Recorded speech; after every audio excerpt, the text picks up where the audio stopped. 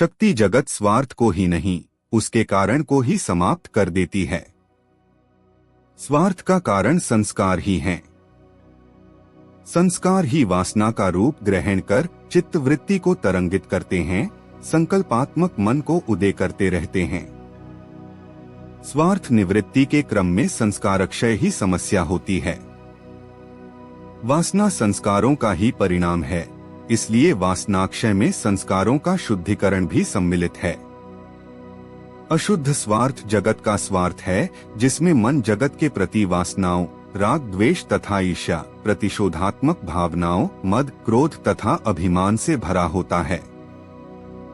शुद्ध स्वार्थ में आत्म प्राप्ति की जिज्ञासा, जगत के प्रति वैराग्य, प्रभु प्रेम, सहनशीलता, क्षमाशीलता, दयाभाव, निर्वैरता आदि सद्गुण प्रकट हो जाते हैं। अशुभ स्वार्थ सदा सदा के लिए जीव को जलाता रहता है तथा शुभ स्वार्थ आत्मस्थिति उपलब्ध हो जाने पर सद्गुणों को भी साथ लेकर आत्मतत्व में विलीन हो जाता है। शक्ति की क्रियाओं तथा सेवा कर्म के आश्रय से अशुद्ध स्वार्थ के संस्कार क्षीण होकर पहले शुद्ध संस्कारों की वृद्धि करते हैं, जिससे सद्गुण प्रकट होते हैं। फिर शक्ति अपनी क्रियाओं से ही इन सद्गुणों का भी भक्षण करती है तथा अंत में अपने आप को आत्मतत्व में विलीन कर देती है। कोई विरला ही प्रभु के प्रेम नगर में प्रवेश कर पाता है।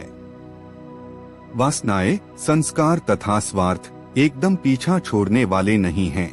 वह मरमर कर फिर जी उठते हैं, अदृश्य होकर फिर प्रकट हो जाते हैं। माया का खेल है कि सूखे रेगिस्तान में विकारों की फसल एकदम लहरा उठती है। भक्त दक्ष होता है। दक्षता यही है कि साधन पथ पर आगे भी बढ़ा जाए तथा अंतर रिपुओं से सावधान भी रहा जाए। साधन यात्रा के समानांतर एक दूसरी यात्रा और होती है, जो कि वास्तव में साधन यात्रा का ही एक अंग है। उसका नाम है प्रारब्ध यात्रा। जब तक साधन यात्रा और प्रारब्ध यात्रा दोनों पांव एक साथ क्रम क्रम से आगे नहीं बढ़ते, तब तक अध्यात्म यात्रा की दूरी तय नहीं हो सकती। प्रारब्ध यात्रा दूसरी साधन यात्रा से भी कहीं कठिन है, क्योंकि इसमें पांव बार बार यात्रा पथ बदलने का प्रयत्न करता रहता है तथा मार्ग में पड़े पत्थरों को साफ भी करना है और नए गिरने वाले पत्थरों को गिरने से रोकना भी है।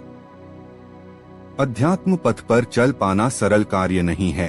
कोई वीर पुरुष ही, जिसने सिर धड़ की बाजी लगा रखी हो, इस पर बढ़ सकता है।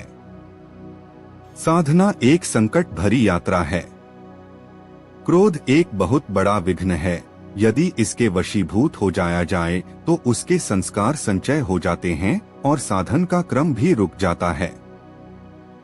व्यवहार में, खानपान में, आने जाने में साधक का स्वरूप सदैव बना रहना चाहिए। अपने अभिमान को थोड़ी देर के लिए दृष्टा भाव में स्थित कर देना, मन को अभिमान रहित करना, तभी शक्ति आपके चित्त की सफाई कर पाएगी और अनुभव का धरातल भी प्रदान करेगी। जब साधक साधन से उतरकर व्यवहार में आता है तो उसका अभिमान, कर्ता भाव तथा स्वार्थ पुनः उग्र रूप धारण कर खड़े हो जाते हैं, जिससे उसके अर्जित आध्यात्मिक विशेषत्व समाप्त हो जाता है।